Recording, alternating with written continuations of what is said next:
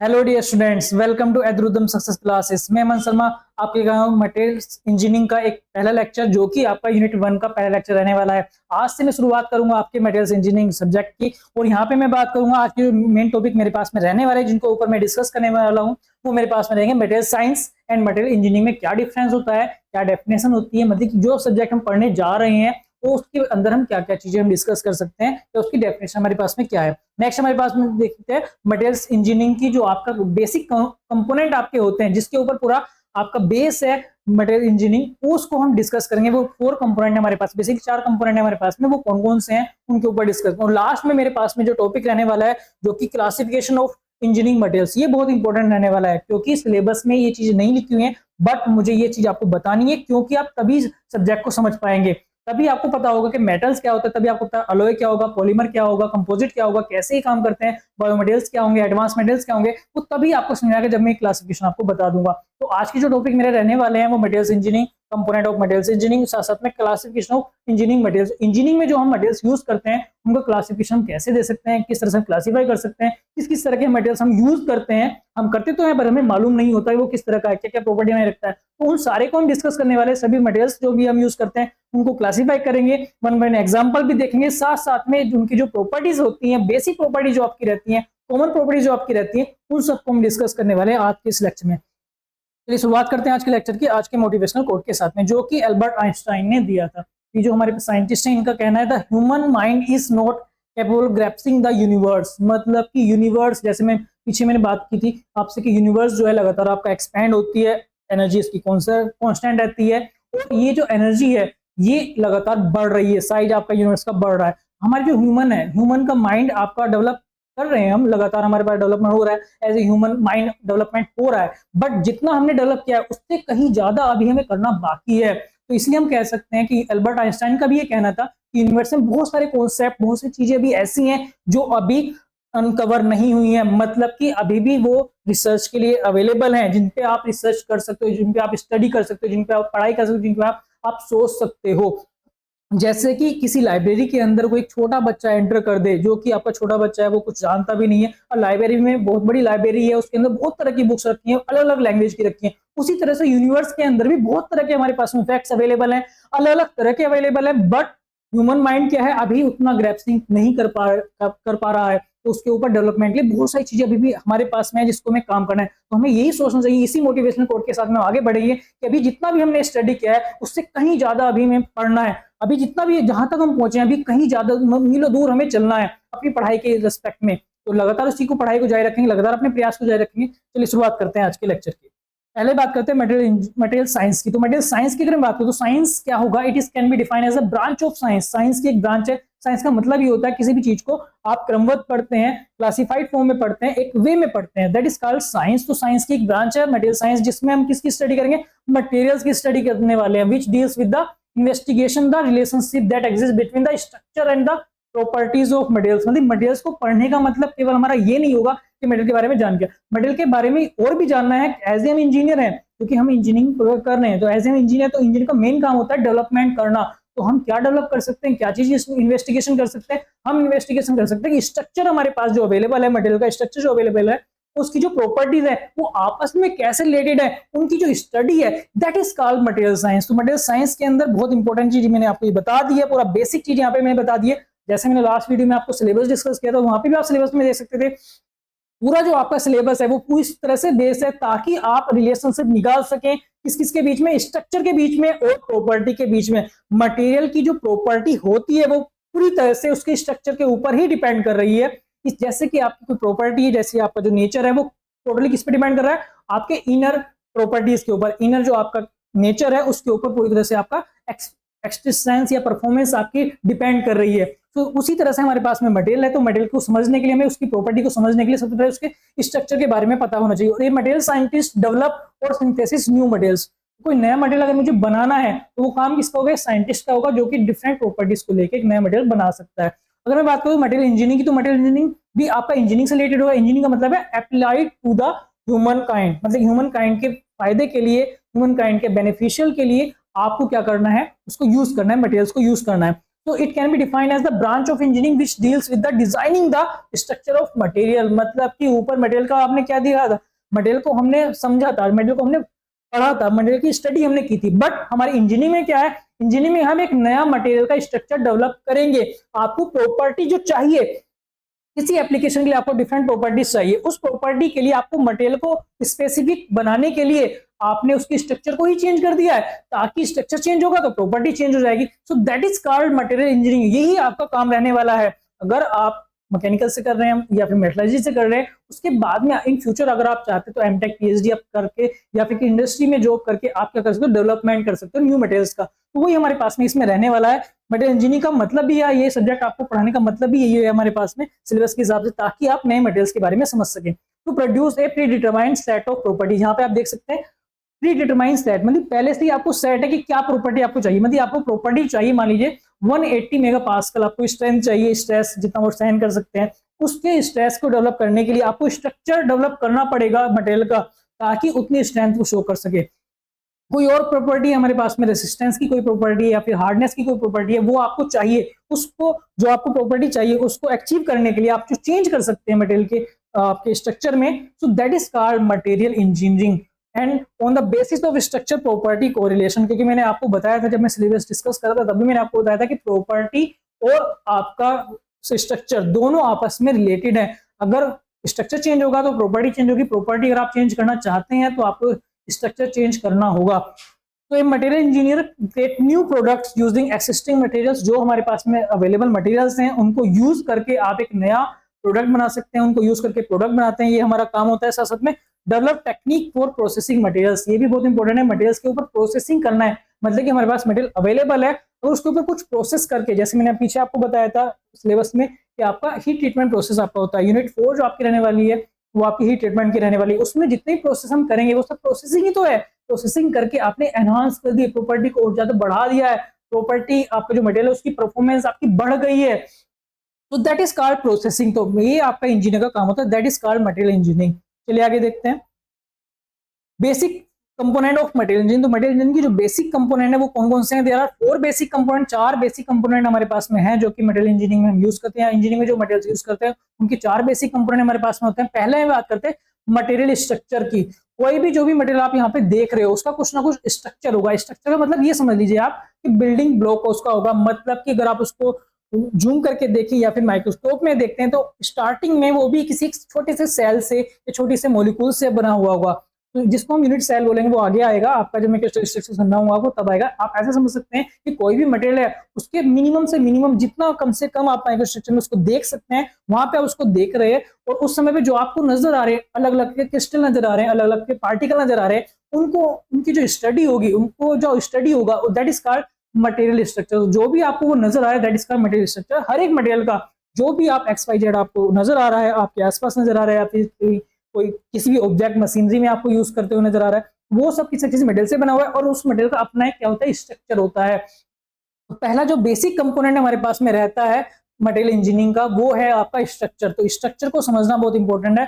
So it relate to the arrangement of the materials internal component. तो material के जो internal component है, जो पार्टिकल्स है, वो आपस में किस तरह से बाइंड अप है, किस तरह से जुड़े हुए हैं, that is called material structure. Next है material process. Structure will depend on how material is process. Material कैसे बना हुआ है, स्ट्रक्चर तो सेम है पर मटेरियल को बनाया कैसे गया है, किस तरह से वो फॉर्म हुआ है, किस तरह से उसके बीच में बाइंड हुई है। जब वो मटेरियल बन रहा था, जब वो मटेरियल प्रोड्यूस हो रहा था, जब उसकी हम मैन्युफैक्चरिंग कर रहे थे मटेरियल की, उस समय पे प्रोसेसिंग का तरीका क्या था हमारा, ये भी बहुत इंपॉर्टेंट रहने वाला है। तो मटेरियल इंजीनियरिंग में 2 चीजें मैंने अभी आपको बता दी है, एक स्ट्रक्चर और वो स्ट्रक्चर कैसे आपने अचीव किया है, उस स्ट्रक्चर को कैसे आपने प्रोसेस करके बनाया है, वो भी आपका इंपॉर्टेंट रहने वाला है। तीसरा हमारे पास है मटेरियल प्रॉपर्टी। तो मटेरियल प्रॉपर्टी बहुत इंपॉर्टेंट है कि आपका जो स्ट्रक्चर बना है तो किसी भी प्रोसेस से आपका बना है, तो 2 कंपोनेंट हमारे। तीसरा कंपोनेंट हमारे पास है प्रॉपर्टी।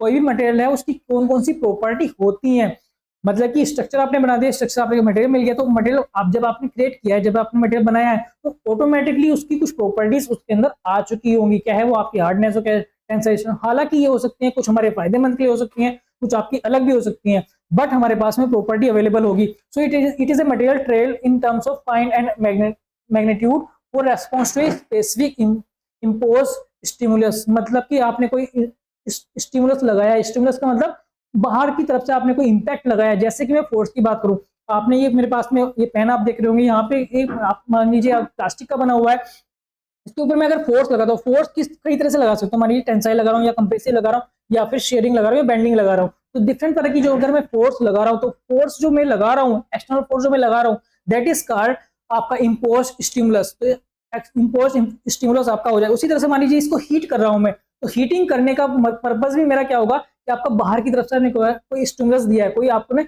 बाहर की तरफ से कोई इंपैक्ट इसके ऊपर डाला है, कोई इफेक्ट इस पर डालने के प्रयास किया है, तो दैट इज कॉल्ड एक्सटर्नल या फिर इम्पोज स्टिमुलस। और इस स्टिमुलस के कारण जो आपकी प्रॉपर्टी की वैल्यू आएगी, जो ये विदस्टैंड करेगा या फिर सहन करते हुए दिखाएगा, तो that is called property.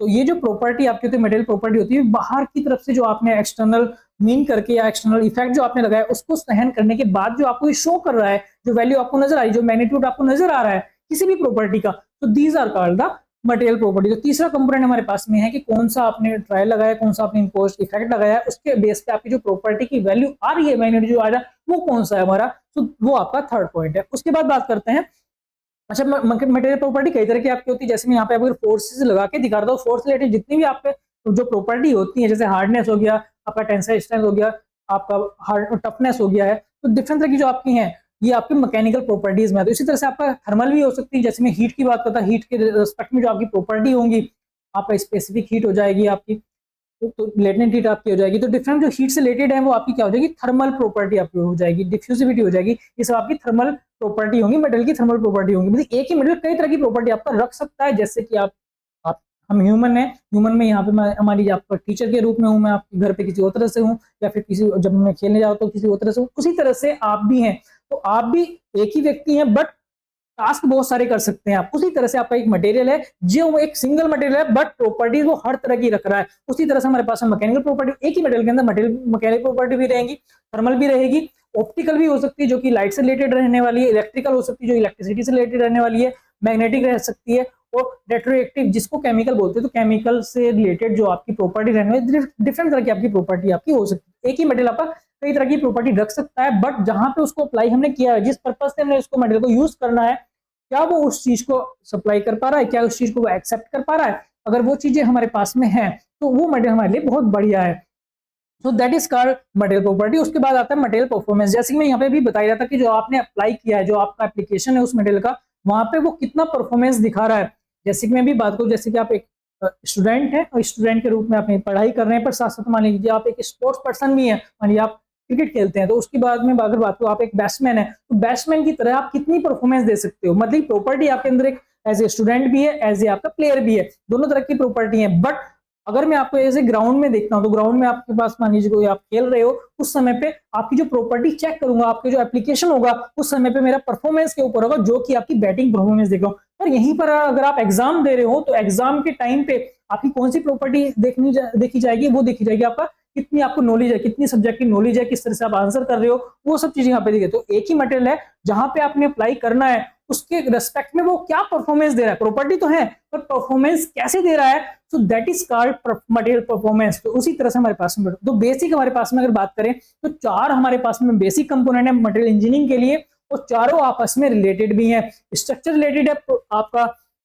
Process के ऊपर, साथ साथ में स्ट्रक्चर प्रोसेस दोनों से रिलेटेड आपको क्या हो जाएगी, प्रॉपर्टी हो जाएगी। और प्रॉपर्टी जो है, क्या वो जो आपने अप्लाई किया है, जहां वो उसका एप्लीकेशन है, जिसको जहां पे आप उसको यूज कर रहे हैं मटेरियल को, क्या वो उसको बेस्ट परफॉर्मेंस दे रहा है। ये चारों आपस में रिलेटेड है। हमें मेनली जो चाहिए, हमें परफॉर्मेंस चाहिए। परफॉर्मेंस बढ़िया जाने के लिए हम क्या करते हैं, मटेरियल के स्ट्रक्चर को और साथ साथ में प्रोसेस को ध्यान से करते हैं, ताकि आपका जो रिक्वायर्ड आपकी प्रॉपर्टी है वो आपको अच्छी हो जाए। तो ये बेसिकली आपके चार कंपोनेंट है, जो कि आपके बहुत इंपॉर्टेंट है, और किसी भी मटेरियल के अंदर ये चीजें आपकी होनी चाहिए। मतलब जो आपकी डिजायर कंडीशन है, चाहे स्ट्रक्चर के रूप में हो, क्या है आपके प्रोसेस के रूप में हो, क्या है आपका प्रॉपर्टी के रूप में, या फिर आपकी परफॉर्मेंस के रूप में ओवरऑल, तो वो सब चीज आपको अवेलेबल हो जानी चाहिए। मटेरियल का आपका क्या है, एग्री होना चाहिए, मटेरियल आपको दे देना चाहिए कि ये प्रॉपर्टी वो शो कर रहा है, इसमें वो परफॉर्मेंस अपनी बेस्ट दे रहा है, ताकि वो काम जिस पर्पज से आपने उस मटेरियल को यूज किया है वो आसानी से आपका हो जाए, वो टास्क आपका हो जाए। आगे बात करते हैं क्लासिफिकेशन ऑफ इंजीनियरिंग मटेरियल। तो इंजीनियरिंग मटेरियल्स, जितने भी हम मटेरियल्स यूज करते हैं, जैसे कि जो भी चीजें आप अपने घर में, अपने आसपास, अपने स्कूल में, रोड पे, या जहां पे भी आपको नजर आती हो, क्या स्पेस क्राफ्ट में जो अब नजर आती हो, या एयरप्लेन में जो आपको नजर आती हो, या फिर आपका कोई मैरीन पे नजर आती हो, तो डिफरेंट तरह की जहां पे भी आपको दिखाई दे रही है चीजें, वो सब किसी ना किसी मटेरियल से बनी होती है, और वो किसी ना किसी इंजीनियर ने किसी ना किसी इंडस्ट्री में बनाई है। तो जो अभी आपका प्रोसेस हुआ है, तो मटेरियल को बनाने के लिए, मटेरियल को यूज करने के लिए डिफरेंट तरह के मटेरियल को समझना होगा। इतने जितने भी तरह के आपके मटेरियल आप देख रहे हो, वे सब क्या है हमारे पास में, जो आर्टिफिशियल जितनी भी चीजें हम देख रहे हैं, जो भी मैन्युफैक्चर्ड होके बनी, जो भी इंडस्ट्री में मैन्युफैक्चर होके बनी है, मशीन के ऊपर बनी है, प्रोसेस के द्वारा बनी है, वो सारे किसी ना किसी जो मटेरियल्स हैं, these are called the engineering, उनको हम सिंपली क्या बोलते हैं, इंजीनियरिंग मटेरियल्स बोलते हैं। और ये जो होते हैं हमारे पास डिफरेंट तरह से हमने क्लासिफाई किया हुआ है। तो सिंपली अगर बात करें तो क्लासिफिकेशन में तो हमने सबसे पहले बांटा है मेटल्स एंड अलॉयज को। तो मेटल्स एंड अलॉयज जो है ये पहला क्लासिफिकेशन आपका हो जाएगा मटेरियल्स का, जिसमें हम मेटल्स और अलॉयज को बात करेंगे। उसके बाद में हमारे पास में सिरेमिक और ग्लासेस आ जाएगा, जो कि सेकंड क्लासिफिकेशन होगा। थर्ड में बात करूंगा पॉलीमर एंड कंपोजिट की, तो ये हमारे पास में होते हैं पॉलीमर्स और कंपोजिट आपके होते हैं। फोर्थ में बात करूंगा एडवांस मटेरियल, जो कि हम आजकल बहुत ज्यादा यूज करें, जिनके ऊपर बहुत डेवलपमेंट चल रहा है। मैंने आपको बताया कि डिजायर कंडीशन चाहिए, डिजायर प्रॉपर्टी आपको चाहिए, डिजायर परफॉर्मेंस आपको चाहिए, उसके लिए आपको क्या करेंगे, स्ट्रक्चर को चेंज करेंगे, साथ में प्रोसेसिंग को चेंज करें। तो आपके कई तरह के आपके मटेरियल हमारे पास में मिल रहे हैं। जैसे कि कहीं पे मान लीजिए आपको लाइट वेट चाहिए, मतलब वेट उसका बहुत कम हो पर स्ट्रेंथ बहुत ज्यादा हो, इस केस के लिए आपको एक अलग से मटेरियल आपको बनाना है। तो ये these are called the advance material, इनको सबको हम क्या बोलते हैं, एडवांस मटेरियल। और एडवांस मटेरियल को भी हम सब क्लासिफाइड कर सकते हैं। जैसे कि हमारे पास में सेमीकंडक्टर्स हैं, जो कि इलेक्ट्रॉनिक्स और कंप्यूटर में बहुत ज्यादा यूज हो रहे हैं, और सुपर कंप्यूटर्स जो कि आजकल एक तरह से बहुत ज्यादा चल रहा है, उसको हम यूज कर सकते हैं। मतलब कि सुपर कंप्यूटर बनाने के लिए, कंप्यूटिंग पावर को बढ़ाने के लिए सेमीकंडक्टर्स को एडवांस बनाना होगा। सो एडवांस तब बनेंगे जब उसका जो मटेरियल है, सेमीकंडक्टिंग का जो आपका मटेरियल है, सिलिकॉन है या जो और मटेरियल आप यूज कर रहे हैं,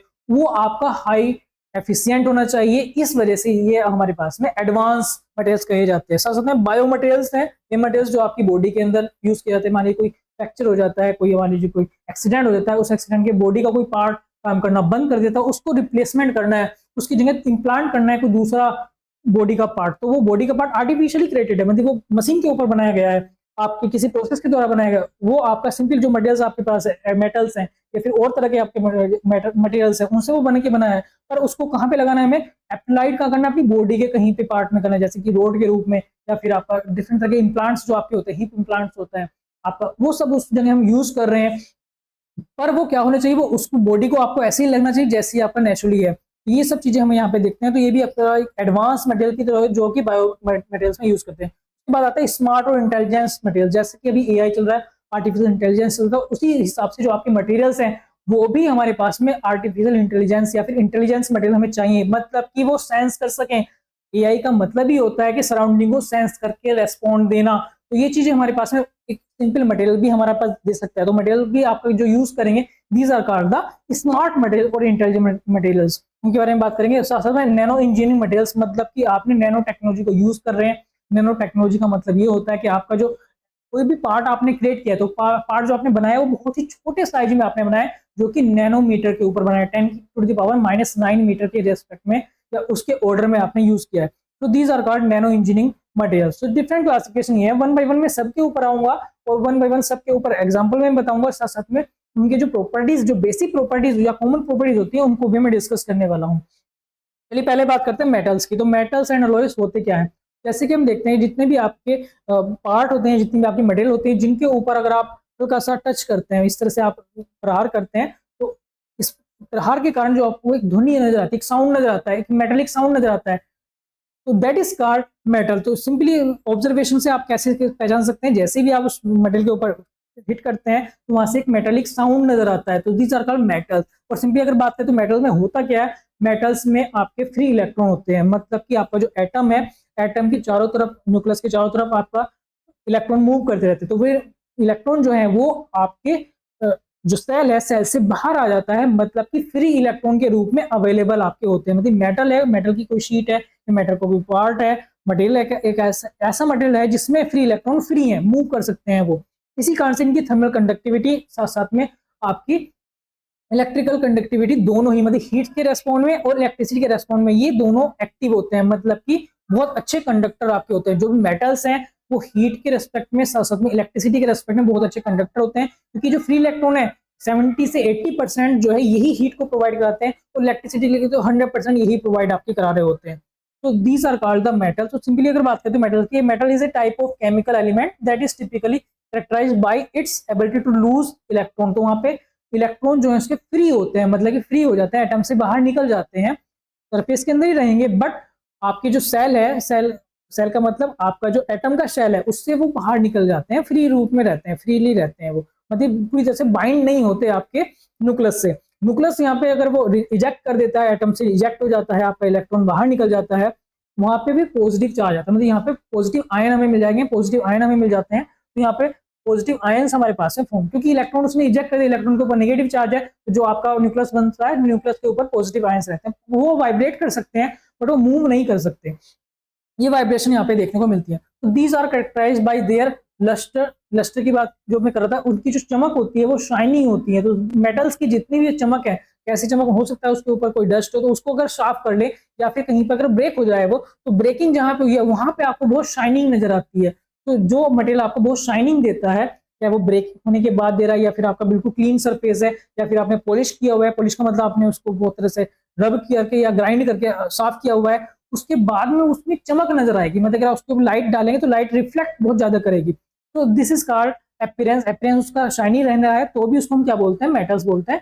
इलेक्ट्रिसिटी और थर्मल कंडक्टिविटी के गुड होते हैं, मतलब उनकी करेक्टरिस्टिक जो है बहुत अच्छी होती है, थर्मल के रेस्पेक्ट में, थर्मल कंडक्टिविटी के रेस्पेक्ट में, उस में इलेक्ट्रिसिटी कंडक्शन के, मतलब इलेक्ट्रिसिटी ट्रांसफर और हीट ट्रांसफर दोनों के लिए बहुत आसानी से उसमें कर सकते हैं। And ability to deform without breaking, मतलब कि अगर आप उसको खींच रहे हैं या फिर कोई फोर्स लगा रहे हैं, एक्सटर्नल फोर्स लगा रहे हैं, मैकेनिकल फोर्स को इसके ऊपर अप्लाई कर रहे हैं, तो ये ब्रेक नहीं होता। ब्रेक नहीं होकर क्या होगा, एक्सटेंड हो जाता है, क्योंकि यहाँ पे फ्री इलेक्ट्रॉन है, साथ में जो आपके पास में आयंस हैं वे आपस में क्या रख रहे हैं, आपस में बॉन्ड बनाते हैं, जो कि वो टूटता नहीं है, एकदम से नहीं टूटेगा, वो एक्सटेंड हो जाएगा, मतलब यहाँ पे स्ट्रेन की तरह आएगा, स्ट्रेन मतलब खिंचाव इसमें हो जाएगा, बट पूरी तरह से एकदम से ब्रेक नहीं होगा। तो यहाँ पे ये हमारे पास मिलते हैं, उसके हिसाब से इसको हम क्या कर सकते हैं, सीट के रूप में ले सकते हैं जिसको हम मेलेबिलिटी बोलते हैं, या फिर वायर के रूप में खींच सकते हैं जिसको हम डक्टिलिटी बोलते हैं। ये चीज यहाँ पे देखने को आती है। ये मेटल एलॉय। अब मैं बात करता हूँ एलॉय की। तो एलॉय को जैसे मैं पीछे आपको बता रहा था, एलॉय का मतलब आपका होगा दो या दो से अधिक आपके पास में प्योर मेटल्स हैं, उनको आपने मिक्सअप करके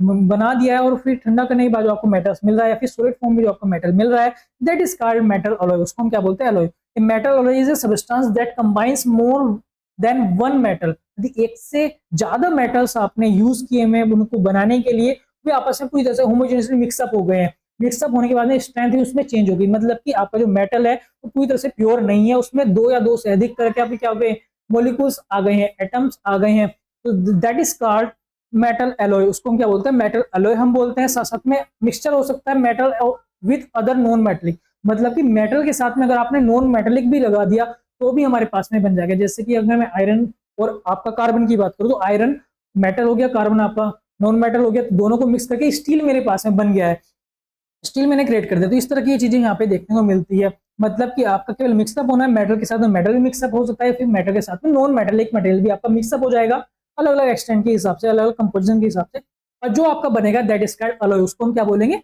अलॉय बोलेंगे। अगर मैं बात करूं एग्जांपल की, तो जहां पे देख सकते हैं आयरन हमारे पास में एज ए मेटल है, कॉपर है, नाम आपने बहुत आसानी से सुने होंगे, एल्यूमिनियम है, गोल्ड है, सिल्वर है, इनको जनरल लाइफ में भी, डेली लाइफ में भी इनको यूज करते हैं। जिंक है, टीन है, लेड है, टाइटेनियम, टाइटेनियम बहुत आजकल यूज हो रहा है, साथ साथ में यूरेनियम है, एंड स्टील। स्टील यहाँ पे जब स्टील की बात करेंगे तो स्टील हमारे पास में एक मेटल एलॉय आ जाएगा, यहाँ पे एलॉय आ गए हैं, ये अब जो है हमारे पास में एलॉय आ गए हैं, एलॉय आ गए हैं। तो एलॉय में किस किस का है, जैसे कि मैं स्टील की बात करूँ तो स्टील मेरा किस किस का एलॉय है, आयरन और कार्बन का एलॉय है। जैसे कि मैं ब्रास की बात करता हूँ तो ब्रास मेरे पास है कॉपर और जिंक का। ब्रास का मतलब पीतल, जो हमारा पीतल है, ब्रास है, वो हमारे पास में कॉपर और जिंक का है। ब्रोंज जो है जिसको हम कांस्य बोलते हैं, तो कांस्य हमारे पास में कॉपर और टीन का हो गया। एसन मतलब टीन, तो एसन का हमारा मतलब जो होता है वो टीन से होता है, तो टीन का आपका हो गया। स्टेनलेस स्टील मतलब स्टील ही रहेगा, आयरन कार्बन ही रहेगा, साथ साथ में क्या ऐड हो जाएगा, क्रोमियम और निकल। क्रोमियम और निकल और ऐड कर देंगे तो हमारे पास में स्टेनलेस स्टील मिल जाएंगे, जिसको आप बर्तनों में आप खाना खाते हैं। तो ये जो आपका किचन में यूज होने वाले जो बहुत चमकदार आपके होते हैं, जिनके ऊपर आपका जंग नहीं लगता है, तो ये आपकी इस तरह की स्टील होती है, जिसको आप स्टेनलेस स्टील बोलते हैं। डुरालुमिन हमारे पास में जो कि एल्यूमिनियम का अलॉय होगा, उसके अंदर एल्यूमिनियम आएगा, कॉपर आएगा, मैग्नीज आएगा और मैग्नीशियम आ जाएगा। जो सोल्डरिंग, आप वायर को जोड़ने के लिए आप सोल्डरिंग करते हैं, तो सोल्डरिंग का जो आपका प्रोसेस है वो भी आपका सोल्डर जो आपका बना होता है वो आपका टीन और लेड पीबी का बना होता है। तो यहाँ पे ये आपका लेड है, लेड से आपका बना होता है। नाइक्रोम जो कि आपके प्रेस में यूज होता है, जो आयरन में यूज होता है, जिससे आप कपड़ों पे प्रेस करते हैं, उसमें जो यूज होता है नाइक्रोम। या फिर आप डिफरेंट जो आपके पास में हीटिंग पर्पज से जो आप यूज करें तो वहाँ पे नाइक्रोम का वायर आप यूज करते हैं, तो नाइक्रोम जो आपको बनाया निकल और क्रोमियम का एलॉय होता है। तो डिफरेंट तरह के आपके एलॉयस होते हैं जिनको आप यूज करते हैं, तो बहुत आसानी से आप समझ सकते हैं। देखो मटेरियल इंजीनियरिंग या मटेरियल साइंस या मटेरियल जो आपकी सब्जेक्ट है, ये मटेरियल साइंस ये बहुत इंपॉर्टेंट इसलिए भी है क्योंकि ये जो आपका इंजीनियरिंग है, इंजीनियरिंग तभी अप्लाई कर सकते हैं जब आप मटेरियल आपके पास होगा। मतलब कि कोई भी प्रोसेसिंग आपको करनी है, कोई सा भी आपको वर्क करना है, सबसे पहले आपके पास में मटेरियल अवेलेबल होना चाहिए। मतलब मटेरियल आपके पास अवेलेबल होगा तभी आप और चीजें कर पाएंगे, तभी आप प्रोसेस कर पाएंगे, तभी फिर आप उसके ऊपर टेस्टिंग कर पाएंगे, तभी आप उसको अप्लाई कर पाएंगे। क्या वो किसी भी ब्रांच में हो, क्या सिविल या इलेक्ट्रिकल या कंप्यूटर साइंस, कोई सी भी ब्रांच में या कोई सी भी ब्रांच से रिलेटेड आपको कोई काम है, तो तभी उपाय जब आपके पास में मटेरियल अवेलेबल होगा। तो मटेरियल का समझना या मटेरियल को बारे में जानकारी रखना ये बहुत ज्यादा इंपॉर्टेंट रहने वाला है। आगे बात करते हैं प्रॉपर्टीज की। तो बहुत सारी प्रॉपर्टीज हमारे पास में मेटल वाले उसमें देखने को मिलती है। वैसे प्रॉपर्टी देखो, जैसे मैंने पीछे आपको बताया कोई भी मटेरियल है, मटेरियल के अंदर प्रॉपर्टी सारी होंगी, प्रॉपर्टी हर तरह की आपके पास में मैकेनिकल भी होगी, थर्मल भी होगी, आपका केमिकल भी होगी, आपका ऑप्टिकल से भी होगी, सभी तरह की आपकी प्रॉपर्टी होती है। बट हमारी डिजाइनिंग क्या है, मतलब कि आपको जो एप्लीकेशन है उसके हिसाब से आपकी प्रॉपर्टी क्या रहनी चाहिए, वो सब मेन डिपेंड करता है। तो यहाँ से जो मेनली प्रॉपर्टी है जो जिसको हम अधिकतर यूज करते हैं, ये जिसकी वजह से हम मेटल और एलॉय को यूज करेंगे, वो हमारे पास में कौन कौन सी प्रॉपर्टी होगी उनके बारे में यहाँ पे जितनी प्रॉपर्टी बहुत सारी है, बट यहाँ पे मैंने बेसिक प्रॉपर्टी वो लिखी है जिसकी वजह से आप मेटल और एलॉय को यूज करते हैं, डिफरेंट पर्पज से यूज करते हैं। सबसे पहले लस्टरस की बात करते हैं, metals have a shiny appearance, देखने में बहुत अपीयरेंस नजर आता है। मतलब घरों में अगर आपको सजावट के रूप में या फिर आपको जहाँ पे स्ट्रेंथ भी चाहिए, जैसे कि ग्रिल्स हो गई हैं, आपके विंडो की ग्रिल्स हो गई हैं, आपके डोर हो गए हैं, तो वहां पे अगर आप यूज कर रहे हैं तो वहां पे आप मेटल्स को यूज करते हैं। तो यहाँ पे आप मेटल्स क्या है, शाइनी अपीयरेंस आपको नजर आती है, चमकदार नजर आती है। जैसे खाने के यूटेंसिल आपके हो गए हैं, बर्तन हो गए हैं, उन सब में आप डस्टरस की वजह से आप इसको यूज करते हो। मेलेबल का मतलब होता है they can be hammered into thin sheet, उनको आप हैमरिंग करके, मतलब कि आप प्रहार करके, आप हैमर से प्रहार करेंगे उसके ऊपर, तो वो एकदम से ब्रेकअप नहीं होगा, एक्सटेंड हो जाएगा, मतलब कि शीट के रूप में वो फैल जाएगा। शीट के रूप में उसको आप यूज कर सकते हो। फिर डक्टाइल कंडीशन होती है, मतलब they can be draw in the wires, wires के रूप में अगर आप उसको खींचते हैं, टेंसाइल स्ट्रेस उसके ऊपर लगाते हैं, टेंसाइल फोर्स उसके ऊपर लगाते हैं मेटल्स और एलॉयज के ऊपर, तो ये वायर के रूप में खींच जाते हैं। तो दिस एबिलिटी इज कॉल्ड, या this property is called ductility. Good conductor अच्छे होते हैं, मैंने अभी आपको बताया हीट के रेस्पेक्ट में थर्मल कंडक्टर बहुत अच्छे हैं, साथ साथ में इलेक्ट्रिसिटी कंडक्टर, तो हीट और इलेक्ट्रिसिटी दोनों के लिए अच्छे कंडक्टर आपके होते हैं। क्यों होते हैं? क्योंकि फ्री इलेक्ट्रॉन्स होते हैं, तो 70 से 80% आपका हीट ट्रांसफर आपका फ्री इलेक्ट्रॉन के कारण ही होता है, और इलेक्ट्रिसिटी तो आपकी 100% इसी कारण आपकी फ्लो करती है। डेंसिटी बहुत ज्यादा हाई होती है, तो metals are generally dense, meaning they have a high mass per unit volume. अगर आपको पर यूनिट वॉल्यूम के हिसाब से मास ज्यादा चाहिए, तो उस केस में ये बहुत ही डेंस कंडीशन में भी देखने को मिलते हैं, तो मेटल्स इस वजह से भी भारी होते हैं आपके। Sonorous metals produces ringing sound when stuck, जिसमें पहचान आपको बताया था, जब इसके ऊपर आप प्रहार करेंगे तो आपको जो साउंड है मेटेलिक साउंड आपको नजर आएगा। उसके बाद स्ट्रेंथ एंड हार्डनेस, स्ट्रेंथ बहुत ज्यादा आपको मिलती है, मतलब इसके ऊपर बहुत ज्यादा फोर्स आप सहन कर सकते हो। तो जितने भी आप मटेरियल्स देखते हैं जहाँ पे फोर्स बहुत ज्यादा अप्लाई करते हैं, तो वहां पे मेटल्स और एलॉयज को ही हम यूज करते हैं। अगर मैं बात करूं कि आपकी पूरी इंजीनियरिंग में सबसे ज्यादा अगर कोई मटेरियल आप यूज करते हैं वो मेटल्स एंड एलॉयज को ही, मेटल्स और एलॉयज के अंदर जो भी क्लासिफिकेशन में जितने मटेरियल्स आपके आते हैं उन सबको आप यूज करते हो। मतलब ये जो मेटल और एलॉय है ये अपने आप में बहुत बड़ा है, बहुत सारे मटेरियल्स को लगभग ये रखता है अपने अंदर, जिनको आप इंजीनियरिंग में यूज करते हैं। उसके बाद बात करें हार्डनेस की, तो हार्डनेस भी इनकी बहुत ज्यादा होती है। दे प्योर एंड मेटल कंपोनेंट, तो अगर हम प्योर मेटल की बात करें तो प्योर मेटल को अगर मैं मिक्सअप करके एलॉय बना तो एलॉय की जो प्रॉपर्टी है वो एनहांस हो जाती है, स्ट्रेंथ भी एनहांस हो जाती है, साथ साथ में हार्डनेस भी एनहांस हो जाती है। कोरोजन रेसिस्टेंस, मतलब ताकि कोरोजन ना हो, जैसे मैं बात करता हूँ एसएस की, स्टेनलेस स्टील की, तो वो कोरोजन रेसिस्टेंस आपका होता है, आपका साथ साथ में रस्टिंग उसके ऊपर नहीं होती, तो केमिकल रिएक्शन ना हो इसके लिए भी आप मेटल्स को यूज करते हैं। तो ये डिफरेंट आपकी प्रॉपर्टीज थी, यहाँ पे मैंने एग्जांपल्स और एप्लीकेशन के डिस्कस कर लिया आपसे वन बाय वन सभी को। ये मेटल्स और एलॉयज हो गए। नेक्स्ट जो क्लासिफिकेशन हमारे पास में मिलता है वो हमारे पास में आता है सिरेमिक एंड ग्लासेस। तो सबसे पहले बात करते हैं सिरेमिक्स की, जैसे कि हम चाय का कप लें तो चाय का कप जो हमारे पास में वो आपका सिरेमिक है। आप विंडो के जो ग्लासेस हैं या फिर आपका जो कार का जो ग्लासेस हैं वो हमारे पास में ग्लासेस या फाइबर है वो हमारे पास में ग्लासेस कंडीशन आते हैं। तो ceramics are inorganic non metal, ये मेटल नहीं होते हैं, नॉन मेटेलिक हैं, और इनऑर्गेनिक रहते हैं, solid material that are typically form by heating and cooling a mixture of minerals. तो यहाँ पे मिनरल्स को हम यूज करते हैं, मतलब ये ऑक्साइड्स आपके होंगे, आपके कार्बाइड आपके रहेंगे, तो इन सबको आप मिक्सअप करके क्या बना सकते हैं, आप सिरेमिक्स बनाते हैं। सीमेंट आपका हो गया वो इसी के अंदर आपका, तो पोर्सिलेन और सीमेंट हो गया वो आपका इसी के अंदर आता है।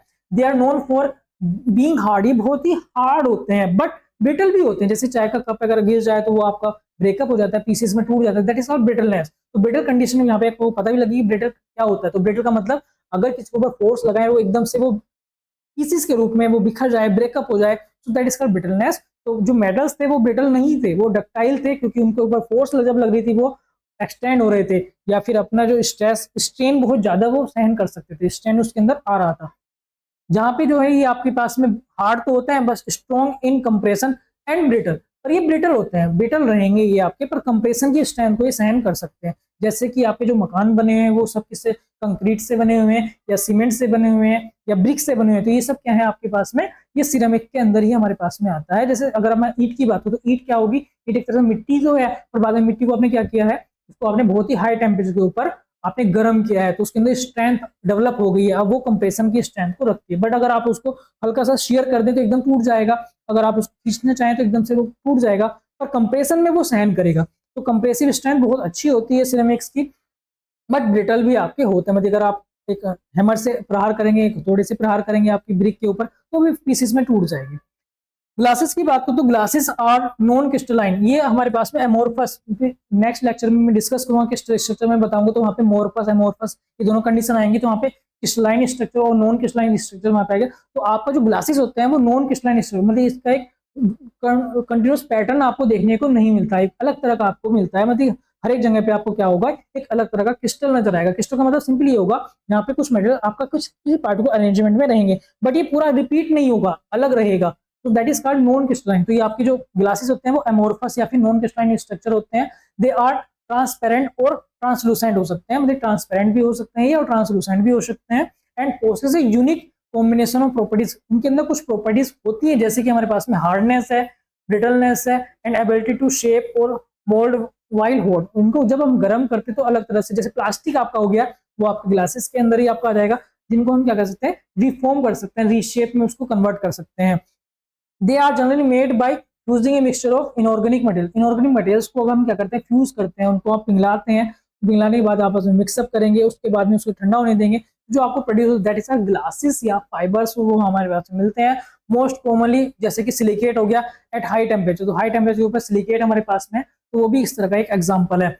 एग्जाम्पल में बात करूं तो पोट्री जो है हमारे पास में, टाइल्स है, सैनिटरी वेयर होते हैं जो कि आप घरों में यूज करते हैं, टॉयलेट्स में यूज करते हैं, वो सब हमारे पास जो अवेलेबल, सिंक हो गए हमारे पास में, जो आपके सिरेमिक, वो सब हमारे पास में सिरेमिक होते हैं। ब्रिक्स हो गया, सीमेंट हो गया, अब्रेसिव मटेरियल्स बहुत इंपॉर्टेंट है मैकेनिकल के लिए, क्योंकि जो भी आपका ग्राइंडिंग व्हील होता है, ग्राइंडिंग व्हील मतलब आपकी फिनिशिंग के लिए हम यूज करते हैं, तो उसमें अब्रेसिव पार्टिकल लगे होते हैं, मतलब वो जो व्हील होता है जो घूम रहा है, जिसके ऊपर आप कोई मेटल या किसी भी चीज को आप ग्राइंड करना चाह रहे हैं, शेपन देना चाह रहे हैं, या फिर उसकी अपीयरेंस को डिले करना चाह रहे हैं, उसको आप शार्पन करना चाह रहे हैं टूल्स को, तो वो जो आपका व्हील घूम रहा है, व्हील के ऊपर अगर आप देखें तो वहां पे खुरदरापन जो आपको रहता है, तो वे आपकी मटेरियल होता है, that is called abrasive material. वो हमारे पास में क्या होता है, अब्रेसिव मटेरियल होता है, तो वो भी एक तरह का क्या है हमारे पास में, सिरेमिक है। उसके साथ साथ में रिफैक्ट्रीज, जहां पे भी आपका बहुत हाई टेम्परेचर होता है, जैसे हाई टेम्परेचर आपका ओवन में होगा, या फिर जहां पे कंबस्टन हो रहा है वहां पे होगा, जहां फ्यूल का कंबस्टन करना है, कंबस्टन चैम्बर है वहां पे होगा, या फर्नेस होगा, तो जहां पे आपको हाई टेम्परेचर की आवश्यकता है, जैसे मैं अभी ब्रिक की बात करता हूँ, ब्रिक जिस भट्टे में बन रहा है, जिस वो कंबस्टन चैम्बर के अंदर रखा हुआ है, उसकी जो दीवारें होंगी वो आपकी सिरेमिक की बनी होंगी, तो उसको रिफैक्ट्री बोलते हैं, उसको क्या बोलते हैं, रिफैक्ट्री, जो कि हाई टेम्परेचर को सहन कर सकता है, हाई टेम्परेचर को ये सहन कर सकता है। एंड विंडो ग्लासेस की मैं बात करूं तो विंडो ग्लासेस जो है वो ग्लासेस में आ जाएगा, तो यहाँ तक जो है वो आपका, ये आपका सिरेमिक है। उसके बाद में ग्लासेस शुरू हो जाएंगे, तो ग्लासेस आ गया, ग्लास कंटेनर जो कि आप यूज कर सकते हैं, जैसे पानी का गिलास हो गया है, या बोतल हो गई है जो कि ग्लास की बनी हुई है, शीशे की बनी हुई है, ऑप्टिकल लेंसेज जो हम चश्मा लगाते हैं वो सब आ जाएंगे, या ग्लास वेयर्स, तो आपने ग्लास वेयर्स यूज किए हुए हैं, घरों में भी आजकल बहुत फैंसी चल रहे हैं, हालांकि महंगे होते हैं पर इनको आप यूज कर सकते हैं।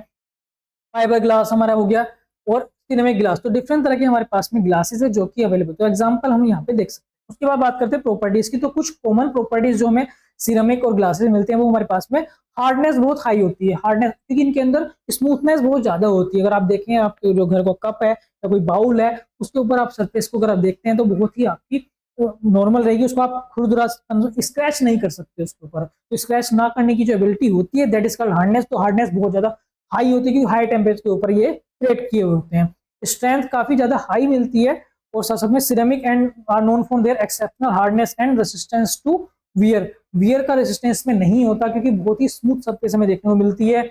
Making them suitable for application like cutting tool and abrasive, तो अब्रेसिव के लिए या कटिंग टूल के लिए भी बहुत ज्यादा हम यूज करते हैं, इसलिए हम सिरेमिक को यूज कर रहे होते हैं। उसके बाद बात करें high melting point, melting point इनका बहुत ज्यादा हाई होता है, जल्दी से ये मेल्ट नहीं होते, इस वजह से ये रिफ्रैक्टरी में भी इसको हाई टेम्परेचर रेजिस्टेंट कंडीशन में भी हम इसको यूज कर सकते हैं। इलेक्ट्रिक और थर्मल इंसुलेशन की तरह काम करते हैं। ध्यान रखें यहाँ पे गुड जो लिखा हुआ है वो इंसुलेशन लिखा है, इंसुलेशन है, इंसुलेशन जहां पे आपको इलेक्ट्रिसिटी नहीं चाहिए। जैसे कि पहले के जो वायर थी, वायर जो पहले अगर आपने ओपन वायर देखे होंगे, अभी भी कुछ जगह पे आप देख सकते हैं कि ओपन वायर मतलब आजकल जो एक ही बंच मिल रहा है हमारे पास में, उसके अंदर वायर होती है, ऊपर से रबर लगा होता है, पॉलीमर लगा होता है, बट पहले जो होती है हमारे पास में सिरेमिक के कुछ बाउल से बने हुए होते थे जिसके ऊपर वायर होके जा रही होती है, जहां से आपकी इलेक्ट्रिसिटी आ रही है। जैसे घरों में इलेक्ट्रिसिटी आ रही है तो जो आपका पोल लगा हुआ है, पोल के ऊपर आपके पास में एक कुछ कटोरी नुमा या बाउल नुमा आपके लगे होते जिनके ऊपर से वायर होके जाती थी, तो वे क्या होते थे, वे आपके सिरेमिक के बने होते थे। अगर आप देखें तो वो आपकी बहुत ही अपीयरेंस उनका जो होता है बहुत ही नॉर्मल रहता था, चमकदार रहता था और स्मूथ रहता था। बट अगर वो गिर जाए तो वो एकदम से टूट जाता है, क्योंकि ब्रिटल भी आपके होते हैं सिरेमिक, तो वो सिरेमिक की आपने बने होते हैं। सिरेमिक आपका कंडक्टर आपका नहीं है, इलेक्ट्रिसिटी कंडक्ट नहीं करता है, इसलिए इसको हम यूज करते हैं। जैसे कि वायर्स हो गई तो इनमें भी हम यूज करते हैं। आप अगर देखें आपके जो होल्डर है या फिर आपका जो प्लग है, उस प्लग का अगर आप ओपन करके देखें तो लास्ट में पीछे की तरफ अगर आप देखते हैं जो कि हाई वोल्टेज या फिर हाई एम्पियर करंट अगर यूज करते हैं, मतलब 15 एम्पियर वाला आप यूज किए कर रहे हैं या 20 एम्पियर वाला यूज कर रहे हैं, उस केसेस में अगर आप देखते हैं तो आपको हाई करंट सहन करने के लिए जो आपके पास में स्विच लगे होते हैं उनके पीछे की तरफ प्लास्टिक ना दे के हमें वहां पे क्या दिया होता है, वहां पे सिरेमिक लगा होता है। हमारी एक मेटल नहीं होता, वहां पे एक सिरेमिक होता है, एक मिट्टी का आपका जो है जिसको आप बोलते हैं सिरेमिक, सिरेमिक का बना होता है, मेटेलिक नहीं होता है वहां पे, प्लास्टिक भी नहीं होता है वहां पे आपका एक तरह का मिट्टी का जो मटेरियल है वो आपको मिल रहा है, दैट इज कॉल्ड सिरेमिक, उसे भी हम सिरेमिक की कंडीशन में रखते हैं, वो भी हमारे पास में सिरेमिक होता है। उसके बाद बात करते हैं ब्रिटलनेस, ब्रिटलनेस होता ही है, ये इसका एक ड्रॉबैक है कि अगर गिर जाए तो ये पीसेस में टूट जाएगा। उसके बाद में केमिकल इनर्टनेस, कोई भी केमिकल इनर्टनेस आपकी कंडीशन इसमें देखने को मिलती है, मतलब केमिकल रिएक्शन नहीं करता है।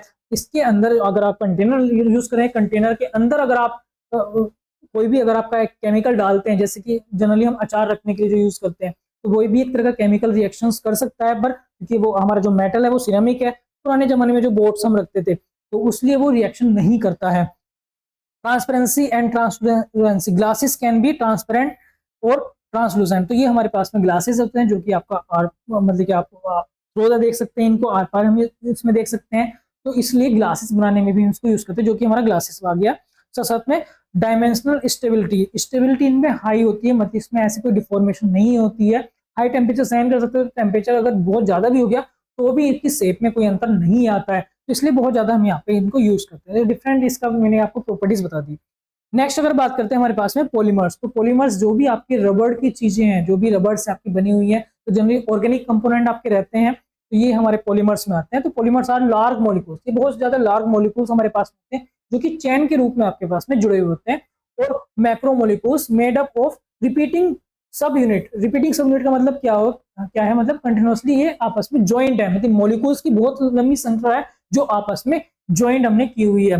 कार्ड मोनोमर्स, उनको हम बोलते हैं मोनोमर्स, तो अलग अलग मोनोमर्स जुड़ के क्या बनाते हैं हमारे पास में पॉलीमर बनाते हैं, जिसको हम क्या बोलते हैं, पॉलीमर बोलते हैं। They can be naturally occurring like protein और डीएनए। प्रोटीन और डीएनए अगर हम ह्यूमन बॉडी में देखते हैं तो ह्यूमन बॉडी आपका प्रोटीन और डीएनए लगातार बनाती रहती है, अपने आप ही मैन्युफैक्चर अपने आप ही सिंथेसिस करती रहती है, तो वो नेचुरली हमारे पास जो अवेलेबल है वो भी एक तरह का पॉलीमर ही हमारे पास में, या पॉलीमर की मटेरियल्स के रूप में उसको हम देख सकते हैं, उस क्लासिफिकेशन में इसको रख सकते हैं। और सिंथेटिकली प्रोड्यूस, और इसको हम बाहर से बना सकते हैं, एज ए इंजीनियरिंग के कंपोनेंट के रूप में इसको बना सकते हैं और बनाते हैं।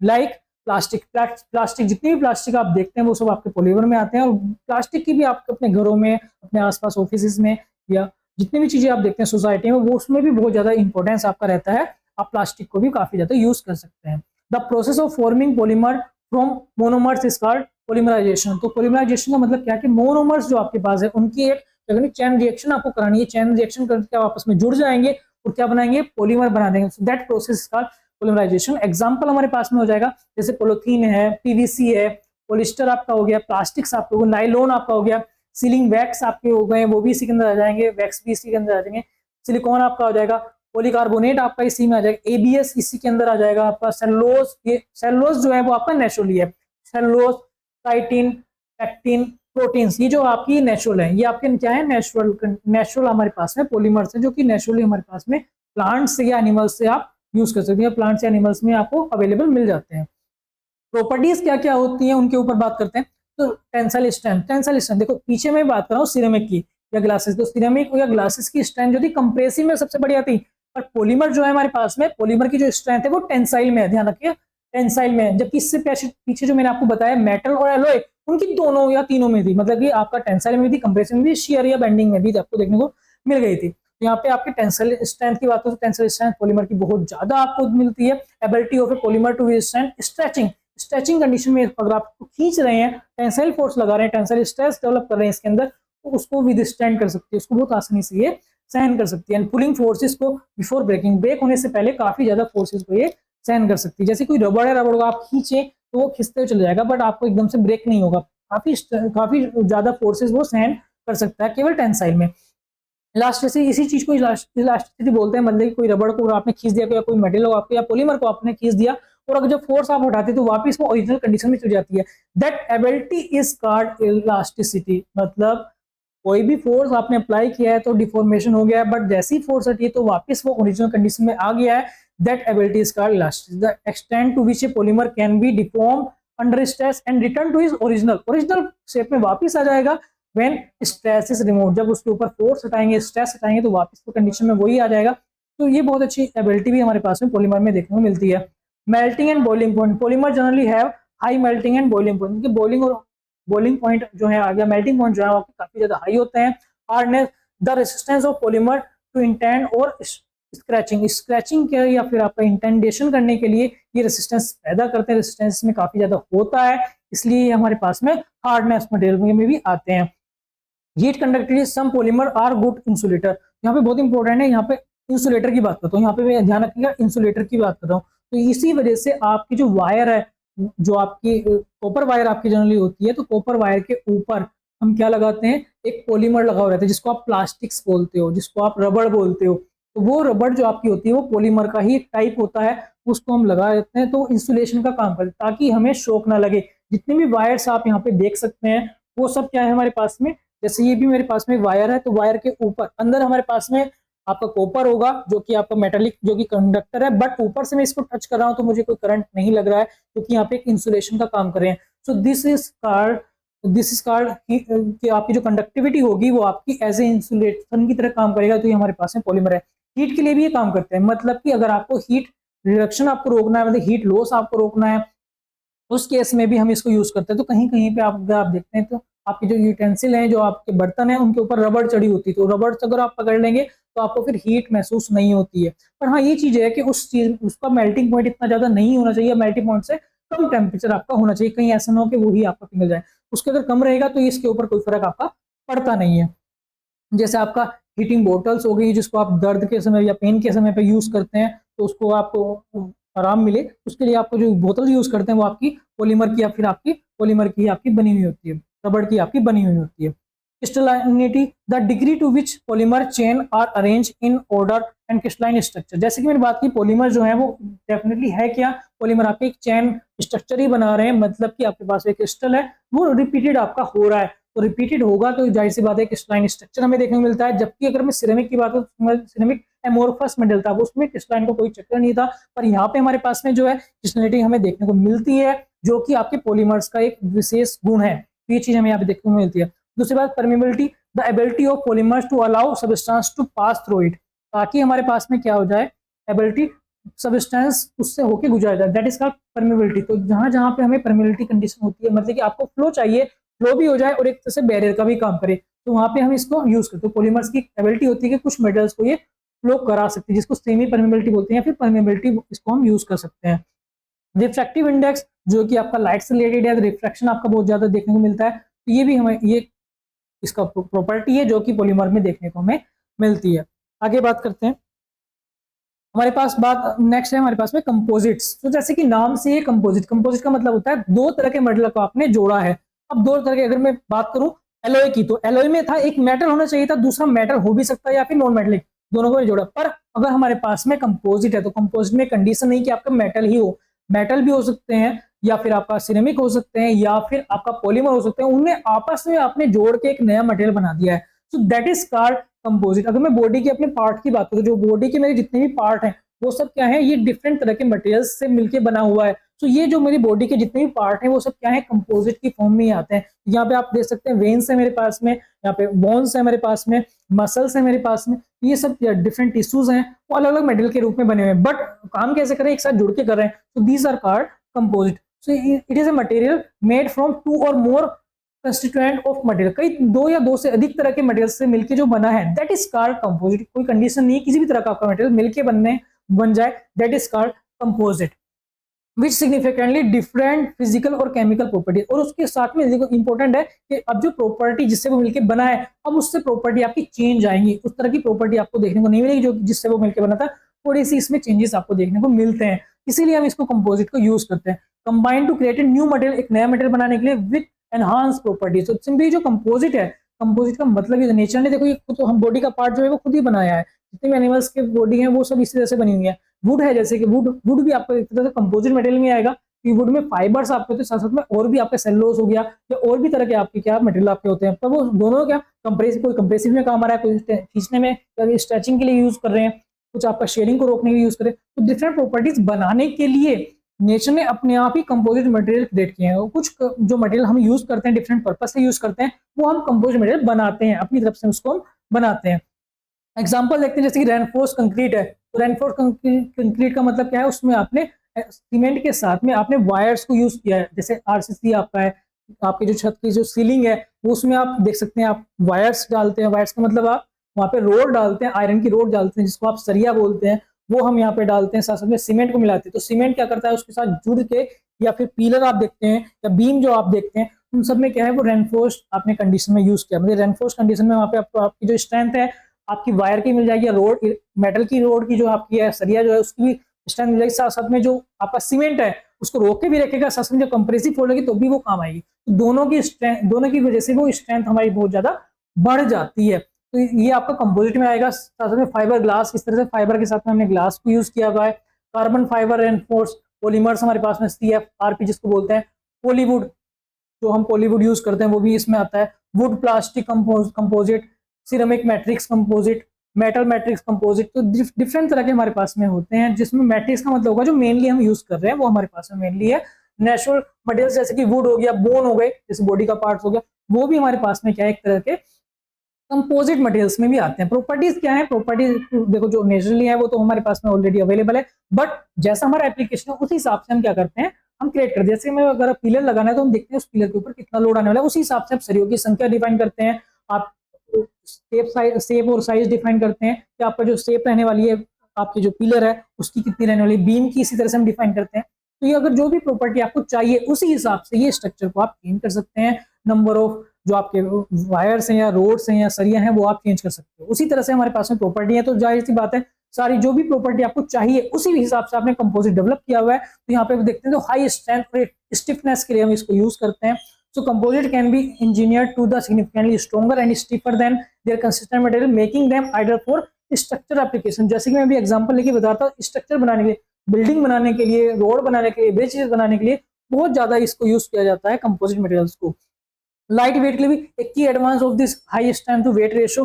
मान लीजिए आपको कोई चीज बनानी है, उसमें अगर वेट बहुत ज्यादा बैठ रहा है तो क्या करते हैं, वहां पे कुछ होलो कंडीशन बना देंगे और जो स्ट्रेंथ वाली है वो चीज हम उसमें बढ़ा देंगे जिसका वेट आपका कम हो। इस वजह से आपका जो मटेरियल आपका बनेगा वो क्या होगा, आपका लाइट वेट तो रहेगा, स्ट्रेंथ आपको उतनी मिल जाएगी पर वेट उसका कम हो जाएगा। तो ये चीज यहाँ पे देखने को मिलती है, leading to lighter structures and improve fuel efficiency in transportation. अगर ये चीज हमें ट्रांसपोर्टेशन में देखते हैं तो फ्यूल एफिशिएंसी हमारे पास में कम होती है, ये भी चीज यहाँ पे देखने को मिलती है। Durability, composite demonstrate excellent resistance to fatigue, fatigue बहुत कम होता है, उसके लिए रेसिस्टेंस पैदा करते हैं। ड्यूरेबिलिटी मतलब लंबे समय तक आप चल सकते हैं, बार बार कोई अगर रिपीटेड वर्क है उसके ऊपर आसानी से कर सकते हैं, मतलब बार बार कोई फोर्स है उसके ऊपर अप्लाई हो रही है तो वहां पे भी कंपोजिट मटेरियल को आप आसानी से यूज कर सकते हैं। कोरोजन हो सकता है, उसको भी रोकने के लिए आप क्या यूज कर सकते हैं, कंपोजिट मटेरियल। वियर को रोकने के लिए एनहांसिंग देयर लाइफ, इस तरह से अपनी लाइफ जो है वो एनहांस हो जाएगी, लाइफ जो है उसकी बढ़ जाएगी, क्योंकि फटीग का ज्यादा इफेक्ट नहीं पड़ रहा, क्रीप का ज्यादा इफेक्ट नहीं पड़ रहा, कोरोजन का इफेक्ट नहीं पड़ा, वियर का ज्यादा इफेक्ट नहीं पड़ा। इस वजह से जो लाइफ ऑफ कंपोजिट मटेरियल है वो आपकी इंक्रीज हो जाएगी।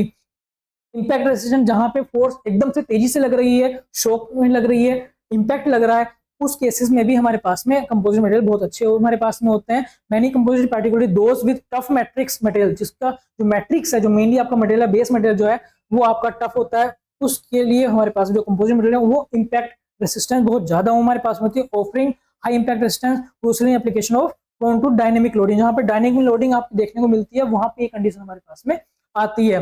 जैसे आपके टरबाइन ब्लेड्स हो गए, टरबाइंस हो गई हैं, मैरिन की टरबाइंस आपकी हो गई हैं, रॉकेट प्रोपल्सन में देखने को यहाँ मिलती है, तो ये चीजें यहाँ पे देखने को मिलती है। Flexibility, composite can be design to a flexibility, जहां आपको जितनी आपको चाहिए उस हिसाब से आप यूज कर सकते हो। जैसे मैंने एग्जांपल लिया, बीम का लिया, पिलर का लिया, तो ये आपका क्या है, आप इसे चेंज कर सकते हैं, आप जितनी स्ट्रेंथ चाहिए उस हिसाब से, मतलब आपको 3 मंजिल बनाई उस हिसाब से आपका बीम लगाइए, और आपको 10 मंजिल बनाए तो उस हिसाब से आप बीम लगा दीजिए ग्लोवर पे, उस हिसाब से आप इसको क्रिएट करो। तो फ्लेक्सिबिलिटी, हमें डिजाइनिंग की फ्लेक्सिबिलिटी यहाँ पे देखने को मिलती है।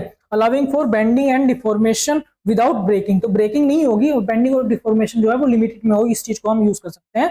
डिजाइन फ्लेक्सिबिलिटी, जिसकी मैं भी बात करता हूँ, डिजाइन की कंडीशन आपको है, आप अपने जो डिजाइन आपका है उसी हिसाब से इसका स्ट्रक्चर भी चेंज कर सकते हो। देखो मेनली मटेरियल का स्ट्रक्चर को चेंज करना ही तो हमारा मेन पर्पज है एज ए इंजीनियर, वही चीज हमें देखने को मिलती है। These allow for complex shapes and geometry providing designing flexibility. साथ में कोरोजन और केमिकल असिस्टेंस भी आपके होते हैं, जिसी पर्पज से हम इसको बनाते हैं। तो कंपोजिट मटेरियल्स के बारे में मैंने आपको ये बता दिया। इसके बारे में बात करते हैं, लास्ट जो हमारे पास में वो है हमारे पास में एडवांस मटेरियल। एडवांस मटेरियल जो कि हम आजकल यूज कर रहे हैं डिफरेंट एप्लीकेशंस में, रिसर्च एरिया में, जो कि नई नई चीजें आप खोज कर रहे हैं, नई नई चीजों नई नई टेक्नोलॉजी डेवलप कर रहे हैं, वो सब एडवांस मटेरियल की वजह से ही होती है। मतलब सुपर कंप्यूटर अगर आपने बना दिया तो वहां पे आपका क्या यूज हुआ, सेमीकंडक्टर कई तरह के आपने यूज कर लिए, माफ कीजिए, सेमीकंडक्टर आपने यूज कर लिए। तो materials that are utilize in high technology में यूज करने वाले मटेरियल्स हैं एप्लीकेशंस में, दैट इज इलेक्ट्रॉनिक हो सकते हैं, इलेक्ट्रॉनिक इक्विपमेंट हो सकते हैं, कंप्यूटर हो सकते हैं, फाइबर ऑप्टिक्स हो सकता है, स्पेसक्राफ्ट, एयरक्राफ्ट इसमें हो सकते हैं, या फिर मिलिट्री रॉकेटरी, इन सब में हमें देखने को मिलता है। तो यहाँ पे जितने भी चीजें हमें देखने को मिलती है, जो एडवांस टेक्निक हम यूज कर रहे हैं, तो उनमें जो मटेरियल हम यूज कर रहे हैं, these are called advance material. उन मटेरियल्स को हम क्या बोलते हैं, एआई रोबोटिक्स में जो यूज करें वो भी हमारे पास में एडवांस मटेरियल्स ही आजकल हम यूज कर रहे हैं। एग्जांपल हमारे पास में materials that are used for laser, laser के लिए जो यूज कर रहे हैं, आईसी के लिए यूज कर रहे हैं, मैग्नेटिक इंफॉर्मेशन स्टोरेज के लिए यूज कर रहे हैं,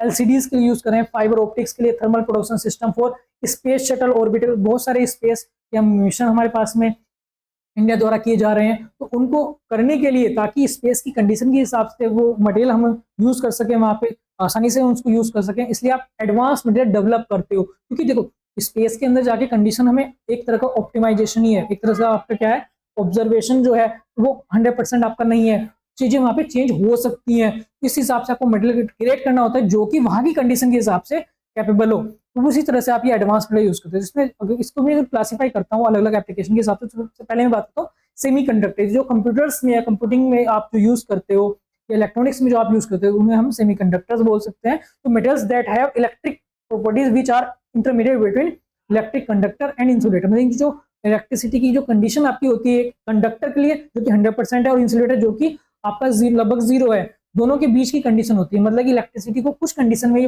पास करेंगे एज ए कंडक्टर, और कुछ कंडीशन में क्या करते हैं, ये इंसुलेटर की तरह काम करते हैं, मतलब ये इलेक्ट्रिसिटी पास नहीं होने देते।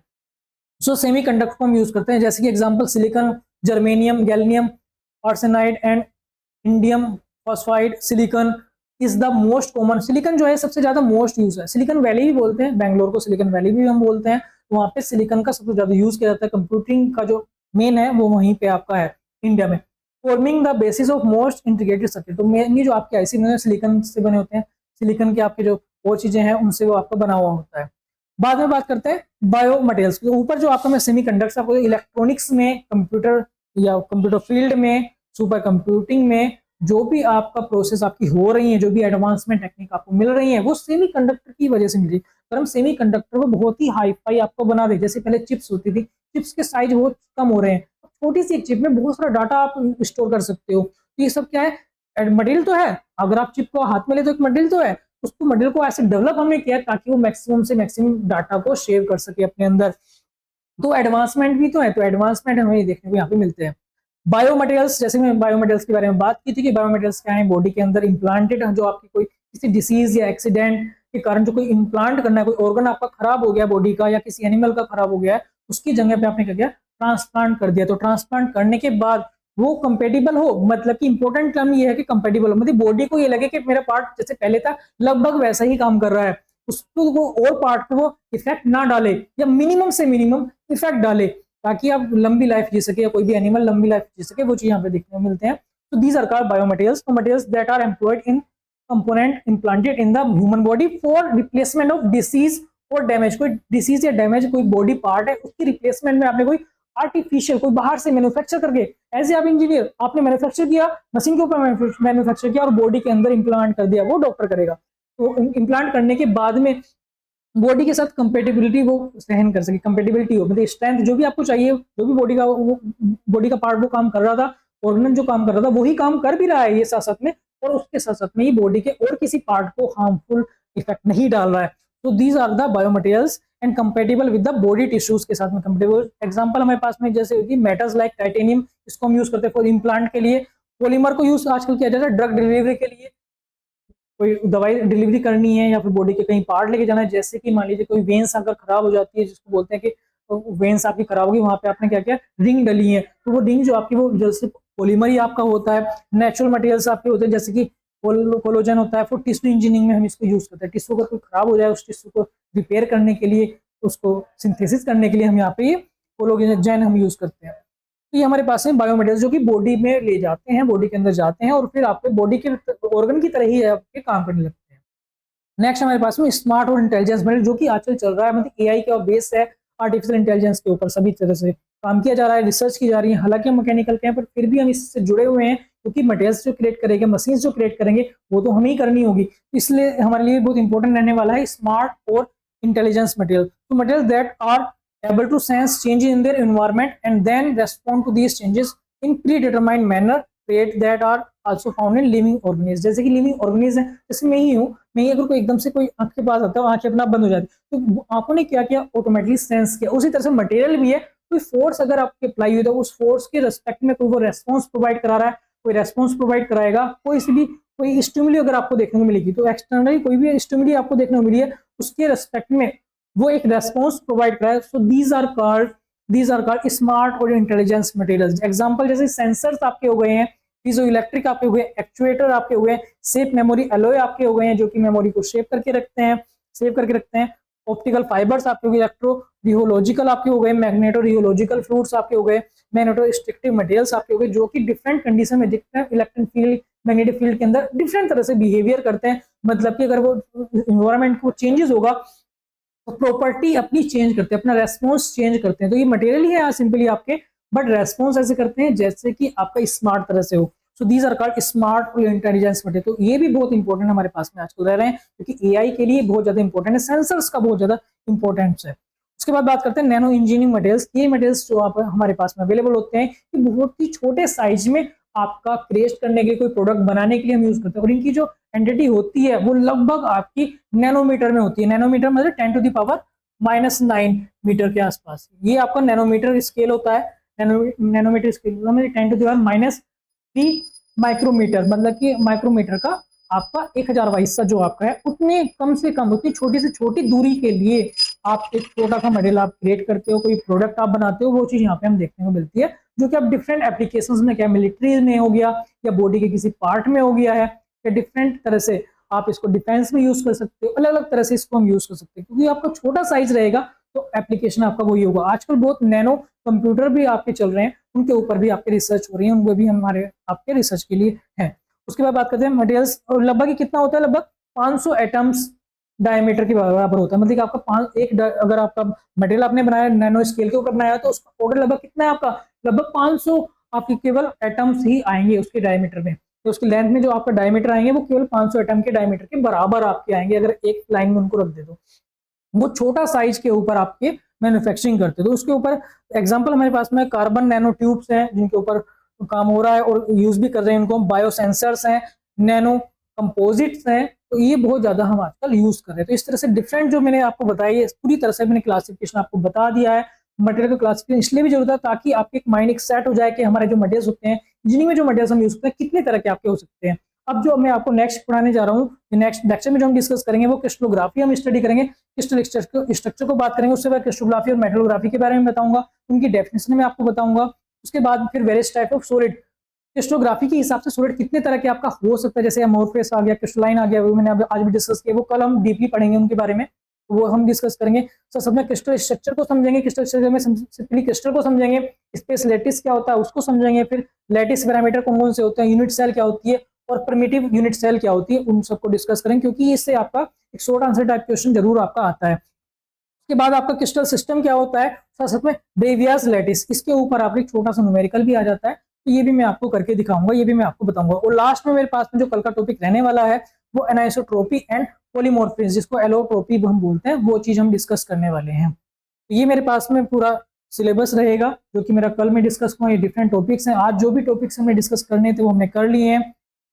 अगर वीडियो पसंद आएगी तो लाइक कीजिएगा, सब्सक्राइब कीजिएगा चैनल को, और अपने जो भी फ्रेंड्स ये सब्जेक्ट मैटर इंजीनियरिंग पढ़ रहे हैं उन सबको अधिक से अधिक शेयर कीजिएगा, उनको बताइएगा कि हमारे जो एल्गोरिथम सक्सेस क्लासेस है उसको आपका बहुत आसानी तरह से सभी सब्जेक्ट को लेके आया है और लगातार आपको वीडियो प्रोवाइड करा रहे हैं, लगातार आपको लेक्चर प्रोवाइड कर रहे हैं। Thank you very much.